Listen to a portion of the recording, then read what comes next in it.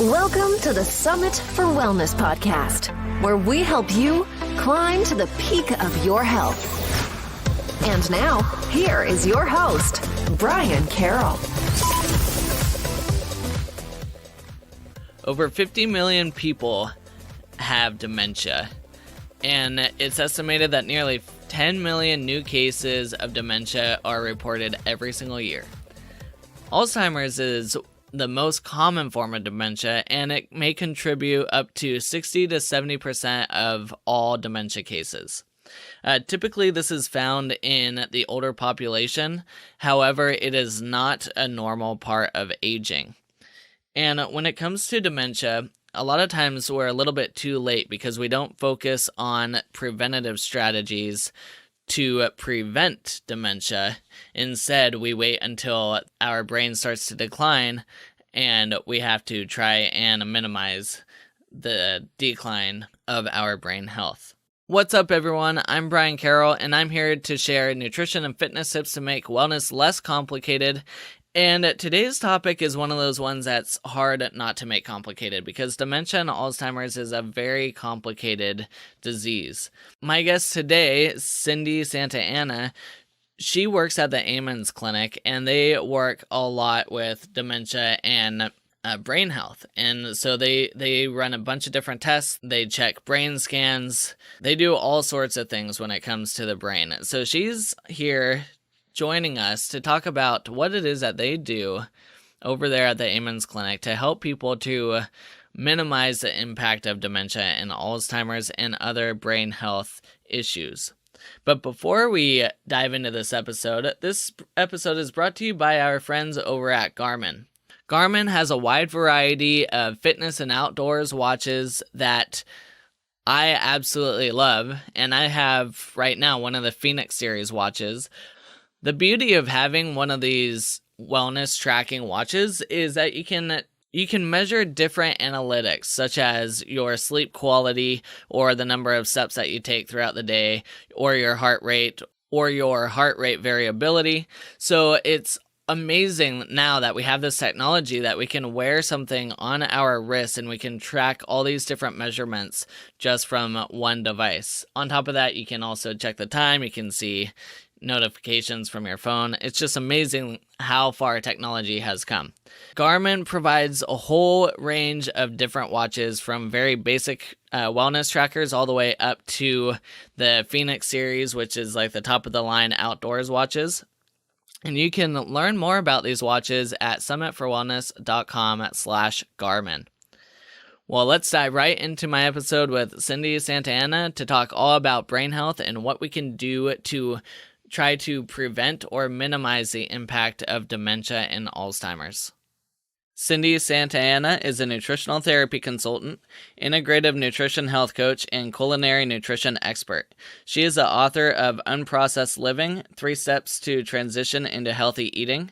Cindy teaches culinary nutrition cooking classes in Northern Virginia, where she teaches people how to use food as medicine. She has a private practice also in Northern Virginia, but also works virtually with clients all over the U.S. and works at the Amen Clinic's Brain Health Clinic in D.C. as well. Her primary focus is women over 40 with a hormone imbalance and autoimmune disease, and her website is unlockbetterhealth.com. Thank you so much, Cindy, for coming on to the show. Thanks for having me. Of course, and let's dive into your background because you kind of have a wide range of different things that you do. So I would love to hear a little bit about the nutrition stuff and how you incorporate cooking into that. So I actually got into this field because I turned 40 and was a complete mess. I couldn't make it through the day without a nap, without my, if my 2 and 4-year-old didn't nap, I was like screaming mommy. I was a mess. I was also 50 pounds overweight. And at 40 years of age, I was on 4 medications. So I kind of woke up one day and I said, I don't think this is right. I don't think that I should be on medication this early. And, I had a lot of illness and cancer and disease in my family. And I didn't want to go down that same path. So I actually sought out the help of a health coach and changed my diet. She introduced me to some local farmers. I started eating grass-fed meats and searching for a farmer's market, learning how to cook my own food because I really didn't know how to cook, especially how to make kale or what even kale was. And this was about 10 years ago. So I completely changed my diet, and within 6 to 8 months, I had lost 50 pounds. I got rid of all of my medication, and I reversed my high cholesterol, my autoimmune thyroid disease. I had frequent illnesses like bronchitis and sinus infections that were actually due to a dairy allergy that I didn't know I had. So I stopped eating dairy. All of that went away. I wasn't sick anymore. I was healthy and thriving, and I had energy and confidence, and I felt fantastic. And I was like, why aren't more people doing this? Well, I have to share this with everybody that I know. And so I just started small with blogging and sharing with friends and family. And then I decided that I wanted to take my own degree, which used to be what it was physical education and health, and I minored in community health. So I had a passion for it. I just deviated away from all of that.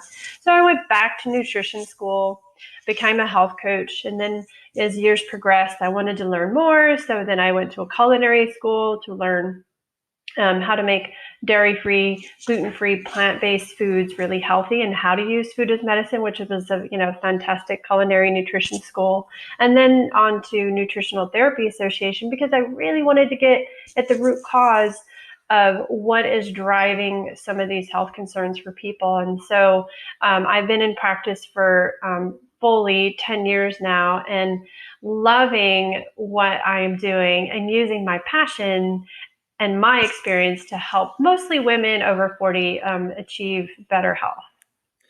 And I love that you put focus into the cooking side of it because when the gluten-free, dairy-free stuff started coming out, a lot of the food tasted terrible because people didn't really know how to work with those type of ingredients. And now the food is getting a lot better and it's pretty palatable.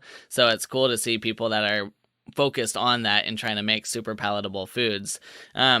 You had mentioned that you discovered the dairy sensitivity was causing a lot of health issues for you.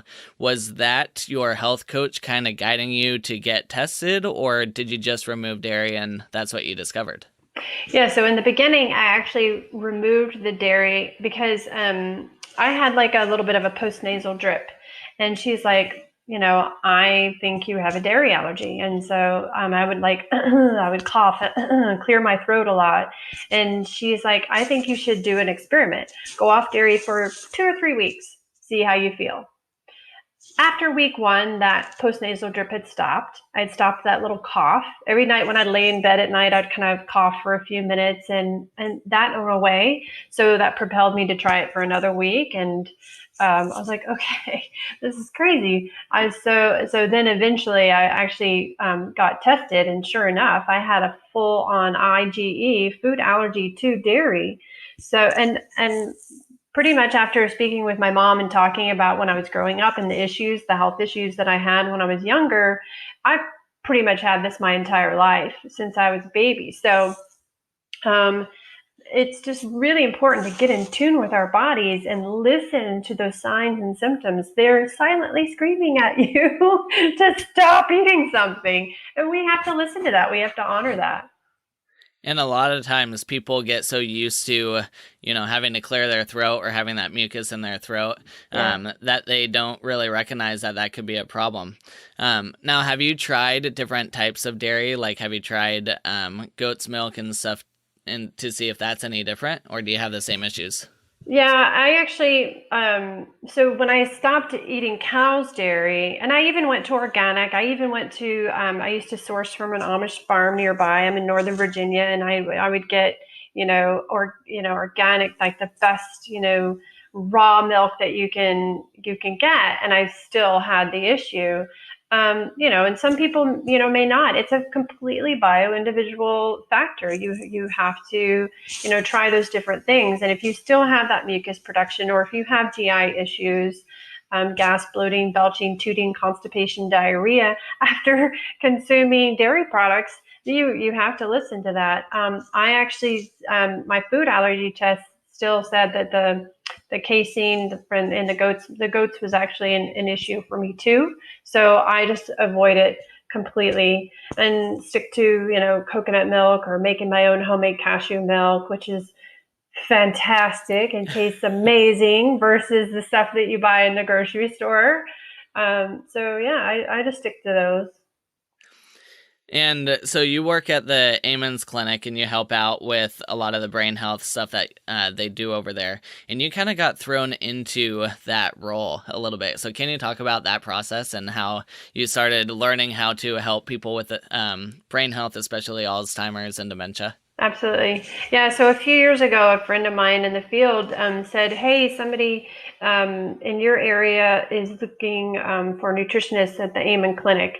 And I thought, oh, wow. I remember back in my very first nutrition school, Dr. Daniel Amen was one of my instructors. And he actually came and spoke to us at a nutrition conference. And it was, for me, it was very life-changing. I listened to one of his talks, and basically, he showed a brain scan of a woman who was 40 years old, and the brain scan showed all these holes and divots and pivots in her brain. And she was a moderate drinker, slightly overweight, didn't sleep super great, wasn't super active, moderately stressful job. And I was thinking, wow, that's me on that, that could be my brain. So he said we stopped alcohol completely for 6 months. She, ate a healthy diet, and she, started sleeping better. We started getting her moving, started working on stress management.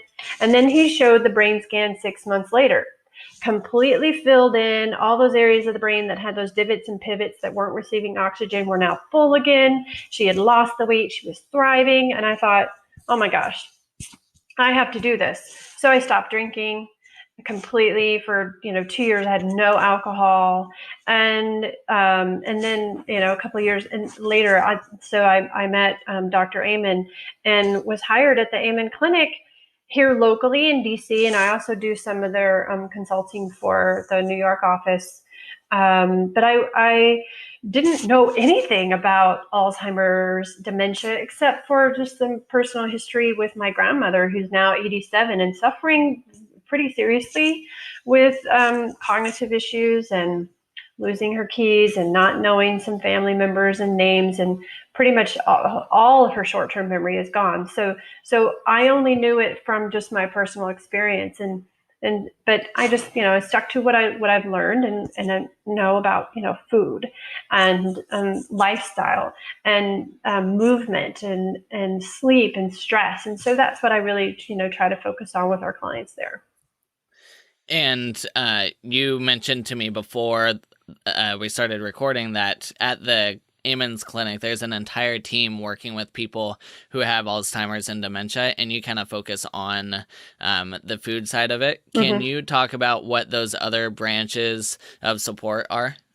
Yeah, so at the Amen Clinic, it's a very integrative, holistic approach. So we have, integrative psychiatry, we have functional medicine doctors, and we have nutritionists, and everyone has a role in working with a client when they come in, because usually they've been to their conventional medicine doctor. They might have been given one of the 2 or 3 medicines that are on the market for Alzheimer's, I'm using air quotes, that, don't work. They just don't work, and they cause more side effects than they do actually help. Dementia, brain health, cognitive issues, it needs to be attacked with an integrative approach. You need to look at your food. You need to look at your health history. Did you have exposure to toxins? How is your gut microbiome? Do you have inflammation? And actually, one of the first, steps in blood tests we do is the APO genotype. Are you more at risk for Alzheimer's because you carry this gene, the APOE genotype? You have a higher risk. So that doesn't necessarily mean you're going to get it, because we know that that's just genetics. It's the epigenetics that switches or turns on that gene. So we look at your inflammation markers, your C-reactive protein, your homocysteine levels. Do you have infections like Lyme, co-infections that come with that? And what is your hormonal status? Have you had a full thyroid panel? Vitamin D levels. For women, we look at, and men, we look at this, sex hormones.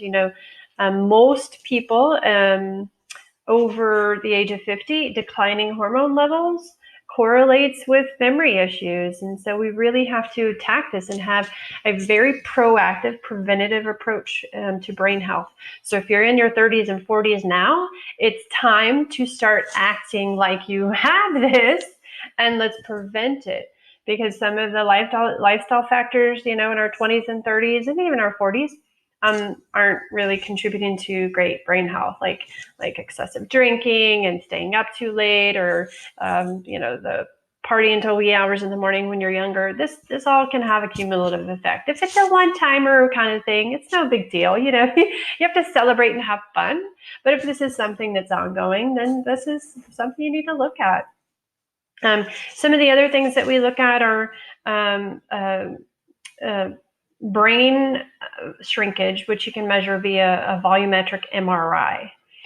We look at lipid panels, stress management, and that kind of thing. So we take all these factors into account, and then we lay them all out, and we see where are the risk factors for a particular client that comes in.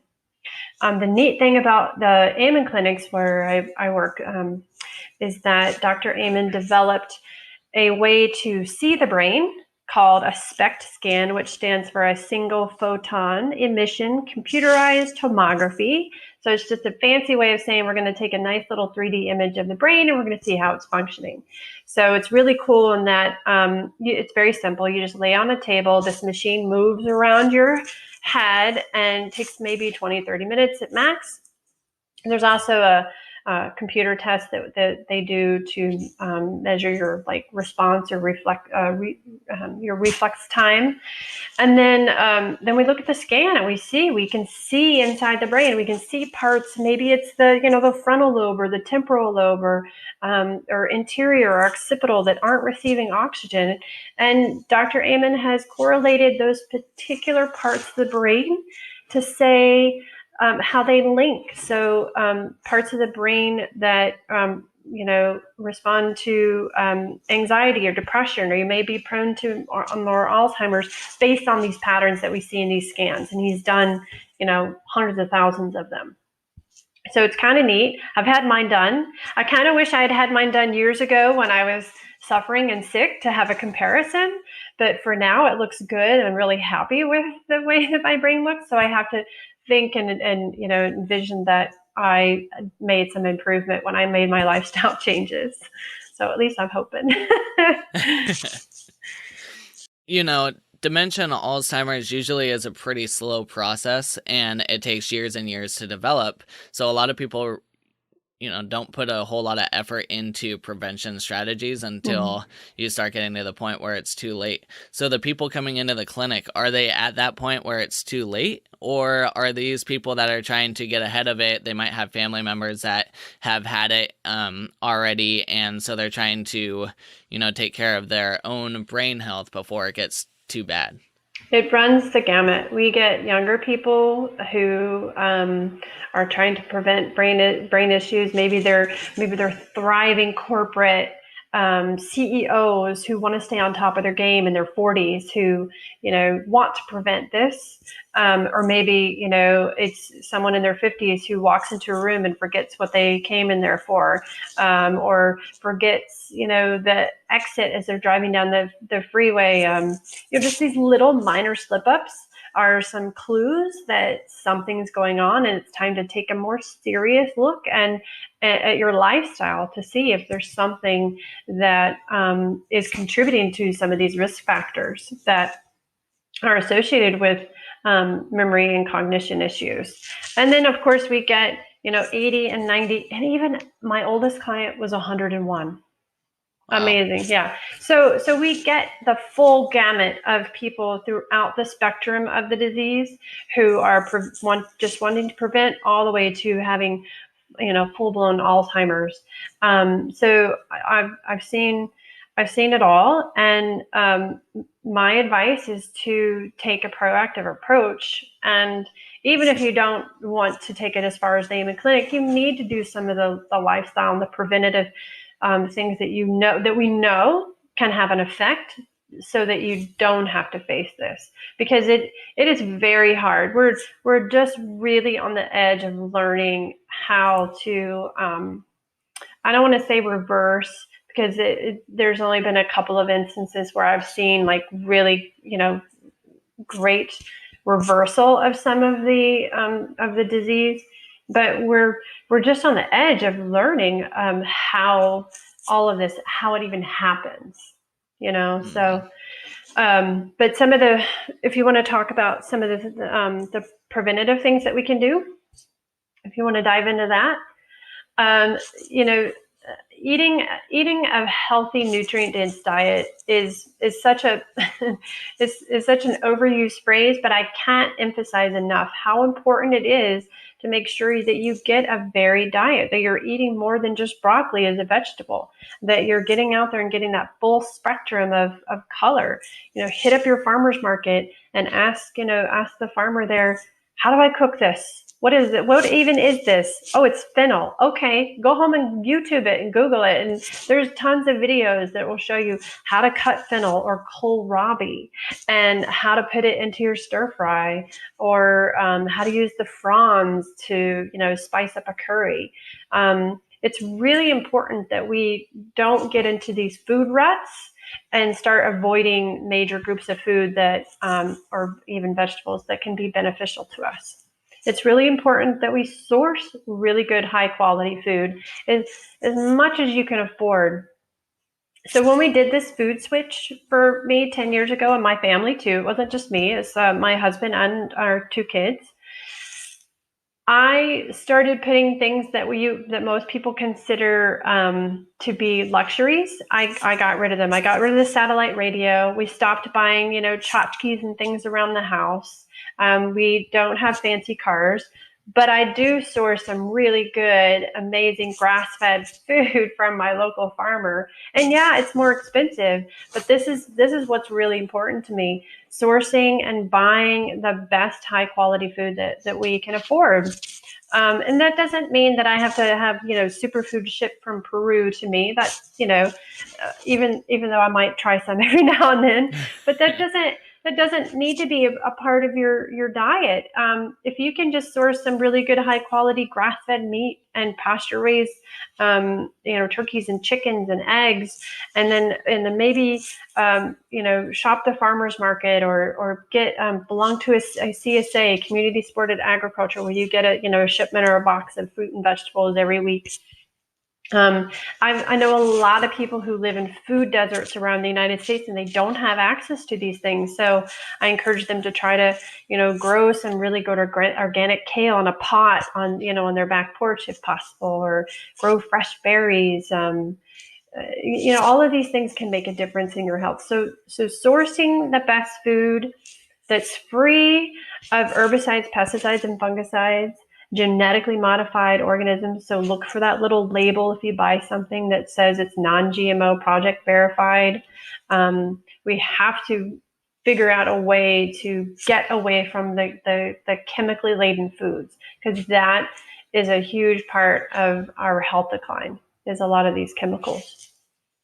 Then omega-3 fats, getting enough of the good fatty fish, sardines, mackerel, herring, anchovies. So I was just recently in Italy, and it's summertime, and the fish was fresh, and the vegetables were amazing, and I ate a lot of local foods. But for 4 days in a row, for some reason, I kept ordering foods and everything had fresh anchovies on it. So I had a salad with anchovies, and I had a little antipasto with anchovies, and then there was like a little fried dish, and it had fried anchovies, and I was like, oh my God, these people love their anchovies. And they were really good. They were actually delicious. So much so that when I got home from my trip, I went to the local grocery store. I bought a little tin of Italian, sardines. I put them on my salad, and my 13-year-old was like, wow, what are those? And I was like, is she going to eat it? They're anchovies, honey. You want to try them? And she pulled them right out of the tin and ate them and loved them. And I was like, oh my God, this is amazing. I have to, I'm going to put this on Instagram. Like this is bananas, so anchovies have become a part of our diet here. Oh, with some prosciutto, because man, Italians make some good prosciutto. But so getting your good omega-3 fats is really important, and it's a really good blood marker to look at too. Not a lot of conventional doctors are testing your omega-3, 6, and 9 ratio, and that's really important because if you're eating out a lot, you could have a really high omega-9 from all the soybean and the canola oil that's in all the restaurant food. So that's a really good marker. You can get some plant-based omega-3s too from like flax and chia seed, and walnuts have a scant amount. But if you eat fish, it's really important to try to get some of those smaller fish that are lower in mercury, like your sardines and salmons and halibut, the anchovies, as I mentioned, and try one. Just try one and see if you can stomach it. They're really good. I don't recommend the jarred ones that are just sitting in that salty water because the fish absorb it and they're super salty. They're not really great, but the fresh ones without all the salt were actually very tasty. They really didn't have a fishy taste. It was just more like tuna, but milder, I would say. And then one of the modalities that we use at the Amen Clinic is HBOT, or Hyperbaric Oxygen Chamber therapy. And basically it works by pushing oxygen into the brain, by pushing it into those areas that aren't receiving the oxygen. So it's great for folks who even, not just dementia, but those who are in car accidents or sustain a brain injury, or fall downstairs or fall off their bike and they have an injury. It pushes oxygen into that area the same way in which exercise does. So not as HBOT obviously works, a little bit more forcefully, but maybe there's lots of places around the United States that actually have centers now that have HBOT chambers, and you can rent them out and use them just like you can like an infrared sauna, which is really great for detoxing, by the way. But exercise is crucial to do every day. We have to push that oxygen into our brain. We have to move our lymphatic system.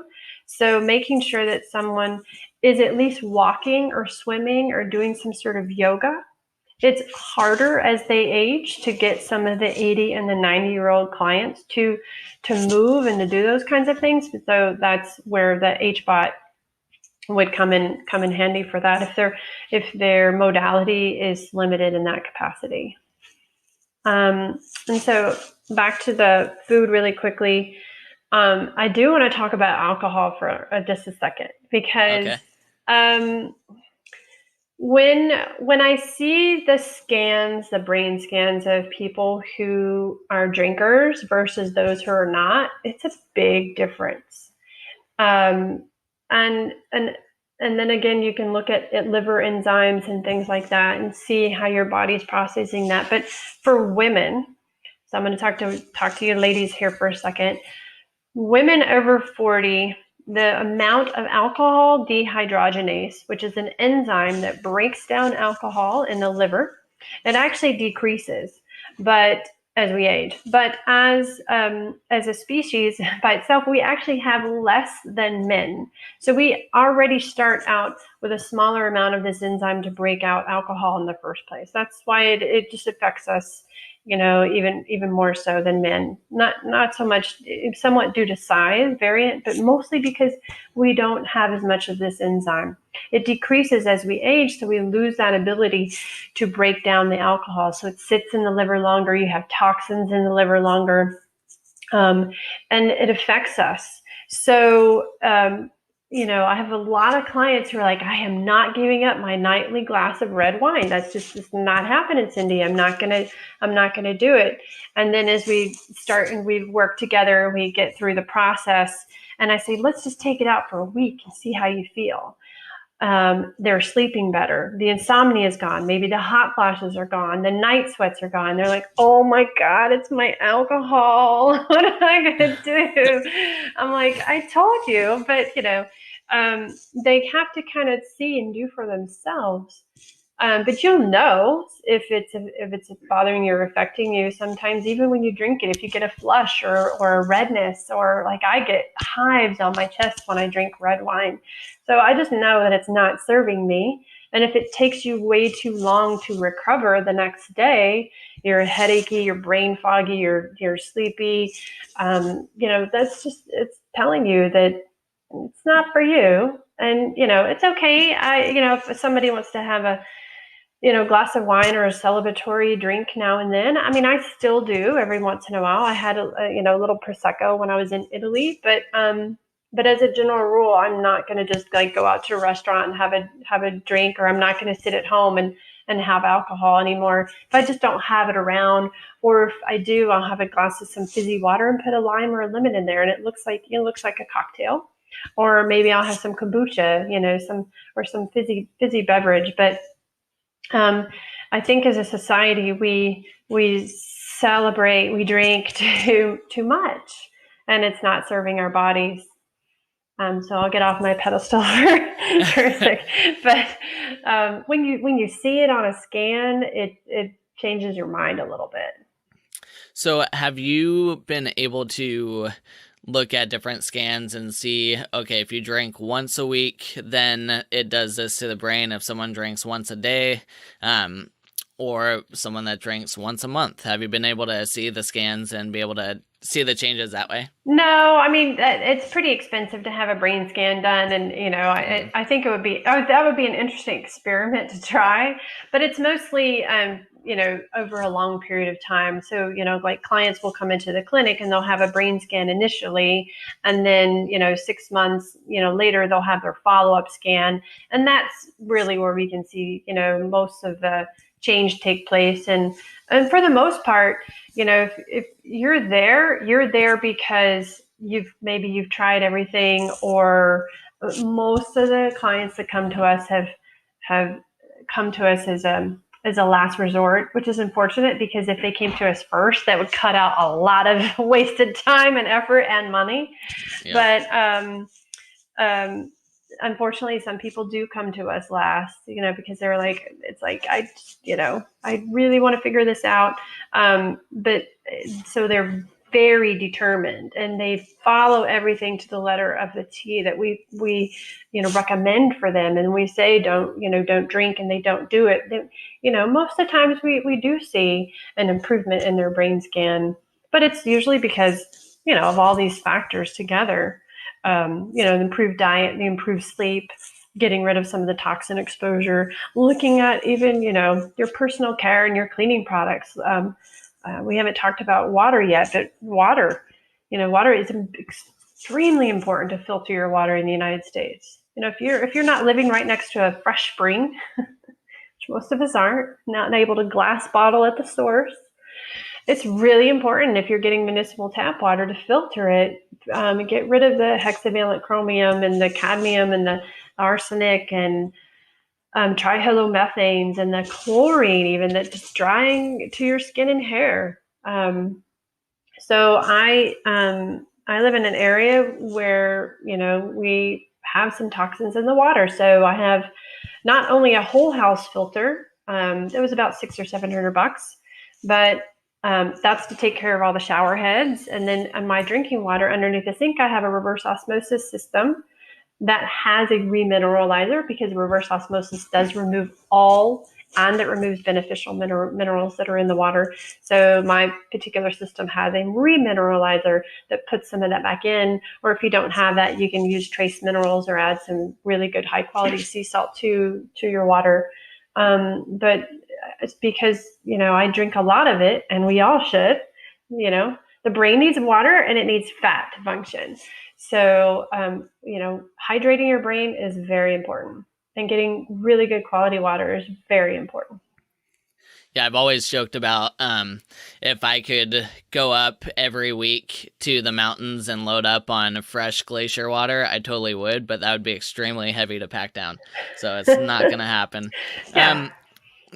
Let's go back to the movement and exercise part to get more oxygen to the brain. Mhm. Is there specific types of exercise that you're trying to do? Is cardio good? Or are you trying to do like high intensity workouts or just movement in general? I honestly think that any kind of movement that you can do is beneficial, even if it's just walking a couple miles a day. You want to get something obviously that gets your heart rate up, that move, because that's going to drive that oxygen to the brain. So, whether it's swimming or walking or yoga, something that is strenuous and gets your heart rate up is what you're looking for. Even if it's just taking your dog out for a walk, as long as it's a good clip and you're really, you're panting. You want your breath to be somewhat labored, so that you can breathe that oxygen in and be able to drive it to the brain. That's really important. And then we had Ryan Glatt on, I want to say episode 34, but not sure about that. And when he does exercise, they do a lot of stuff with brain and movement. They do like different types of commands or whatnot when people are moving. So it could be like a color command, or it could be like a direction. So as people are moving, then they have to adjust and change what they're doing. So it's getting their brain to fire. Mm-hmm. Have you played with that at all to increase that oxygen flow to different regions of the brain? I think that would be fabulous, because at the same time you're taxing the brain to actually think and function rather than just going out for a walk. Dr. Amen loves ping pong. Like that's his all-time highest recommended exercise, because of the hand-eye coordination and just the movement. So he recommends ping pong to everyone. loves it. Yeah. Yeah, that would be very similar to the idea, because every time you hit the ball, it's a little bit different. Mm-hmm. So it's definitely, you're adjusting to it. Mm-hmm. And now for the diet part, you were talking about whole nutrient dense foods. People will always ask, and I'm sure I know the answer that you'll give. Is there a specific dietary template that they should follow, like a ketogenic diet or something along those lines that's better for brain health? Or I'm assuming you're going to say it's more bio-individual. Well, not exactly. I mean, obviously any diet is bio-individual. So, based on your likes, your dogma, maybe even your religion, versus, whether or not you eat meat or not. So obviously you have to take that into an account. However, if we play around with the macros a little bit, there's a lot of science that backs up a higher fat diet can be more beneficial for improving brain health. So not to go all the way into ketogenic specifically. However, the ketogenic diet, which is, a very, very high fat, low carb, very low sugar diet, was actually originally, and its original purpose was, they found that it severely reduced the amount of seizures in epileptic children. So playing around with that, they also discovered, and these kids are losing weight at the same time. So we sort of extrapolated that, and we've hung on to that as a society as being this new diet trend. But not everybody can safely even execute a ketogenic diet, because you have to be able to digest the extra fats. And so it's something really important to look at, especially if you're older and you have compromised digestion. Can you digest that high amount of fat? Do you have your gallbladder still? How is it functioning? What about your liver health? Are you on a lot of medications? So those are some questions to ask, is how well are you digesting your food? So, we might look at doing a stool panel. I like either the GI map or Genova's GI effects, and we can look at the gut microbiome and we can see how you're digesting the fats. But a higher fat diet, healthy fats, avocados, raw nuts and seeds. I love sunflower seeds and pumpkin seeds. Olive oil, ghee, which is clarified butter, even some pasture-raised lard, coconut oil. Those are some really good healthy fats to get, and of course your omega-3 fatty acids from fish, to get into your diet to help the brain, because it's a good source of fuel for the brain. So water and healthy fats fueling the brain. And checking a lipid panel as well it can be important, just to make sure that there's not an excess of inflammation or history of atherosclerosis or arterial damage. So it's really important to look at all of that, especially in some of our older clients. We have to look at their lipid panel. But as you and I both know, cholesterol is actually needed. We need cholesterol. It's very protective, and we don't want to have lower levels as we age. We actually need a little bit more cholesterol to help, especially as we age. So I hate it when, I would say 98-99% of the clients that come to the Amen Clinic are on a cholesterol-lowering medication, and they all have dementia. Fascinating. Wonder why that is. Yep. The function of a cholesterol-lowering drug or a statin is to stop the liver from producing cholesterol. So essentially, we're starving the brain of its primary fuel or fat to thrive. So I have an issue with those because I just see it so much, and I see that correlation, and the science is there too. So I don't tell people to get off medications. That's what the doctors are there for. But I certainly help them if there's a dietary issue, or they're consuming lots of fast foods, or they have a high carbohydrate diet. I help them lower their triglycerides that way so that they can manage it through their diet versus a drug. Yeah, we had Jack Wolfson on, who's a cardiologist, and love him. He is very much against statins. He's like, the science that they run off of for statins lowering cholesterol is like less than 0.5% anyways. So all the side effects that you can get from being on a statin isn't worth that 0.5% of lowering the cholesterol. Yeah. So. Well, there's lots of things that we can do to lower cholesterol through diet and movement, or even supplementation. If you want to do red yeast rice, for example. But I think that there's definitely a better way to go about doing that versus the drug. Well, and cholesterol numbers, they increase due to inflammation too. Mm-hmm. So by finding the roots to the inflammation in the body, then you're going to naturally reduce the cholesterol levels. Yes. So, yep.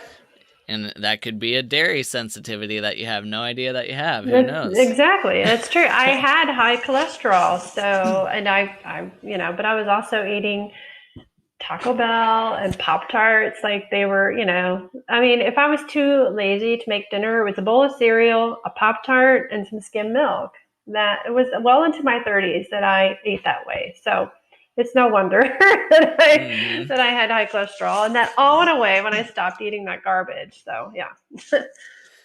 So earlier you were talking about at your clinic, they also check for full thyroid panels, which most people, if they go in for wellness checks, they only check for TSH. Can you briefly talk about how the thyroid influences the brain? Sure. So, first of all, if your doctor isn't doing a full thyroid panel, you need to work with a functional nutritionist or somebody like myself who has access to labs and can run that for you, because you need more than just the TSH. You need the T3, the T4, the free T3, free reverse T3. You need to check for your thyroid antibodies. Like almost no conventional medicine doctor is checking for thyroid antibodies, because they say they're still going to treat you the same exact way whether you have them or not. So it doesn't make any difference to them. But for us as practitioners, we take that information and we say, no, let's lower the antibodies. That's inflammation in the body. Let's figure out why you have that. Why do you have this autoimmune disease? Why is your body attacking the thyroid? So we need the thyroid stimulating hormone to help with brain function, to reduce brain fog. When somebody has a super high TSH and they're not converting their T4 into T3, they feel like they're just walking through mud. Like every step is extremely fatiguing. So you can't function in the body without proper thyroid hormones. Same thing with sex hormones, with the estrogen and the progesterone, the testosterone, and the melatonin, the DHEA, too much cortisol. It all affects the brain. So it's important to get a full thyroid and hormone panel as well. In my private practice, I actually specialize in doing the Dutch test for women and men too. But most of my clients are women over 40 dealing with hormone imbalance. And the Dutch test is dried urine testing for comprehensive hormones. It looks at how the liver is metabolizing these particular hormones, which can tell us what the health of the liver is. It can look at our cortisol levels, and are you too high, too low? Do you have a wonky diurnal pattern throughout the day? But it's fascinating information because it tells us exactly how the estrogen is being converted and metabolized in what pathway in the body. So we can look at is it going down a more protective pathway, or is it going down that quote unquote dirty estrogenic pathway? So it's great information, and I love using that tool to help women with hormonal issues. Awesome. Well, are there any things that we haven't talked about that you want to make sure that we touch on before we start wrapping things up? Just one last thing is I think it's really important too that we look at, two things. Stress is huge. That can be a major contributing factor to every single dysfunction in the body, from brain health to all kinds of different disorders. So I think it's really important to look at your daily life and say, is my commute stressing me out? How am I physically responding to stress? Are you internalizing things? Do you have an outlet? Exercise is a great outlet for managing stress. Having a yoga practice or a meditation practice, or even journaling or writing down the crap that happened to you in the day, just write it down, wad it up and throw it away and say, I'm done with that, But I think that managing stress is really important. And having the tools to do that. And I love, just some simple breathing exercises like the 4-7-8 breathing exercise, where you inhale for 4 counts, hold for 7, exhale for 8. That's really a great tool to get you into that parasympathetic mode. But then lastly, something that I think is really important that I actually sort of took in on my recent trip to Italy is I spent 2 weeks there with my best friend to celebrate my 50th birthday, which is coming up in a few days. And as I approach 50, I say, okay, what's next for me in life? But as we were in Italy and observing the locals and the people that were there and how they ate and how they worked, it was very different, of course, the United States. And honestly, and I was only there for a couple of weeks, but what I gleaned was that food was really important to them. Quality food, their community. If a neighbor needed something, they were over there, or they're inviting them over for dinner. They were lots of festivals and markets, and people were just gathering around and just talking and hugging one another. Some of the women that were at the villa, they were there to cook for us and teach us throughout the week that we were in this one villa. I just sat down with them and I said, what are you stressed about? What worries you? What concerns you here? And they were just kind of like, look at me. Like, what are you talking about? Gas prices are high here. And yes, they were. But they just really weren't concerned about the same things. They didn't suffer from menopause. They didn't have crazy hot flashes or insomnia. And I'm trying to figure out, well, what is going on? What's the difference? And they just really contributed to their lifestyle and how happy they were. Well-adjusted, happy, communal people. So I think that is really a key. If you can find that sort of utopia or create it yourself with the people that you surround yourself with, I think that can go a long way to improving your health. Yeah, we went down to Patagonia a couple years ago, and I can't speak for all of Chile, but the region that we were in, lunchtime, everyone would go home for like 2-3 hours and just spend time with each other, with the family, sit down, have a nice lunch together. And it was almost frustrating for us because, of course, we're traveling and we're like, we would like some food for lunch. Yeah, and nothing's open. Yeah. But I mean, that's how they are. And they're just kind of relaxed and they're going with the flow of the day. And then they stay up kind of late and party and have a good time. But everyone there was super just relaxed and stress free. It was a lot different than what we're used to. Yeah. And I think that's cultural. And, we're sort of driven that way in the United States. But we adapted, while we were there. We're like, okay, we can't just go all day and expect to eat at 3 p.m. for a late lunch. Everything's closed. The shops are closed. So, we started eating earlier and enjoying that long, communal lunch, and sat at big, long tables with other people and joined in conversations and met our travelers. And it made it such a different experience. And I think that if we try to do that a little bit here, I think it would be kind of neat. So I'm going to try it.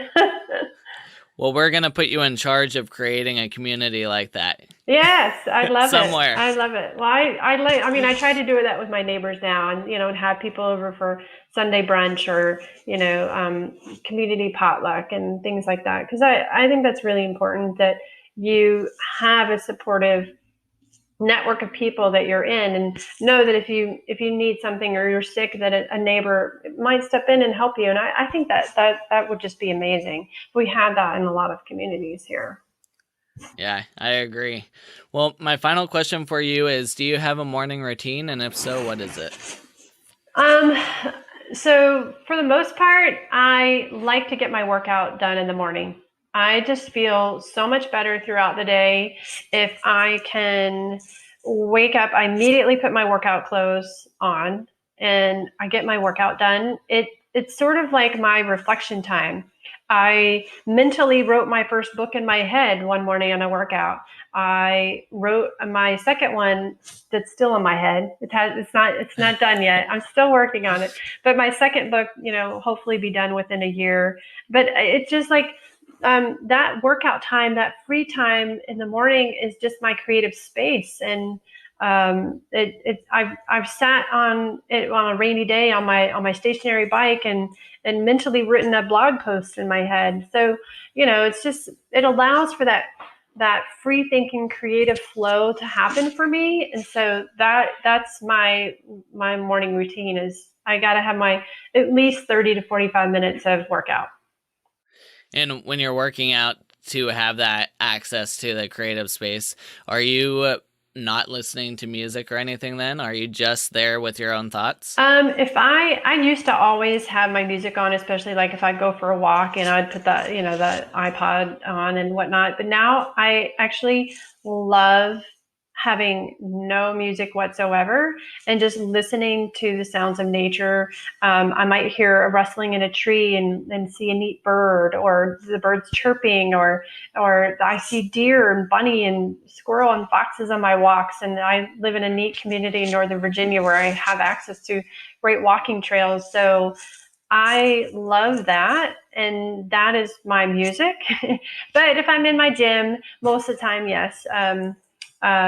We put a gym in my home because I have some personal training clients here. So I'll listen to some music and jam it out and dance my way, into some silliness in the morning, because I think it's fun. And dancing is another great way to get some exercise and keep your body young and limber too. Mm-hmm, for sure. Yeah. Well, people can find you at unlockbetterhealth.com. You're also on Instagram and Facebook at unlockbetterhealth. Thank you, Cindy, so much for coming on. We appreciate it. I loved all the different topics that we talked about in this podcast. It was great. So thank you. Oh, thanks for having me. I appreciate it. Love sharing my information. Yeah, thank you. What I found was really neat was how the Amons Clinic has a whole team of different providers that are creating a really unique experience of care for the clients and the patients that they have coming into their clinic, which is what we've been trying to slowly build to with Summit. We're not quite at the level of the Amons Clinic, but we're definitely getting there, and I'm really excited about just the direction that we're going with Summit. The other really neat thing about this episode is it really showcased a lot of the other episodes that we have recorded with this podcast and how they all kind of come together, because we talked about the keto diet or a higher fat diet and how that can help with dementia and Alzheimer's. And we had a whole episode about the keto diet and Alzheimer's before. We also talked about Ryan Glatt and how he uses voice commands during exercise to improve oxygen flow to different regions of the brain. We also talked about the episode we had with Jack Wolfson, where he was talking about cholesterol and how statins might not be the best option to reduce cholesterol, and it can cause more harm than good. And then we've also had episodes with Dr. Brendan Brock talking about concussions and how that can lead to dementia and Alzheimer's, and different protocols to help recover faster from concussions. So it's really neat to see all of this starting to come together and seeing all the different resources that you have available to learn more about these different topics that might be something you can relate to. If you go to summitforwellness.com/79, then you can see all these resources, and it's really easy to find all of those episodes. Okay, if you really enjoyed this episode, then please leave us a rating and review on Apple Podcasts. Those ratings and reviews do help to get the podcast in front of more people, and it just helps to spread the message that we're trying to get out there. So if you go to summitforwellness.com/Apple, it will take you about 20 seconds to leave a rating and review. Next episode, we have Brian Richards from Sauna Space coming on to talk about near-infrared saunas and red light therapy, and how both of those can be beneficial to your health and how they are beneficial. So here is a little clip from that episode. We are here with Brian Richards of Sauna Space. Hey, Brian, what is one unique thing about you that most people don't know? When I was 6 years old, I shot myself in the eye with a BB gun and ripped my left iris in half. And if you look at me closely, you can see that the upper part of my left eye is black because there's no iris. And I thought I've actually everybody thought I was going to be blind, but I ended up surviving, and I can still see out of my left eye. And I don't know what the psychological or metaphysical ramifications of that were, but it definitely affected me for the rest of my life. I have too much light goes into my left eye, so I kind of have a asymmetric squint when I'm out in the sunlight.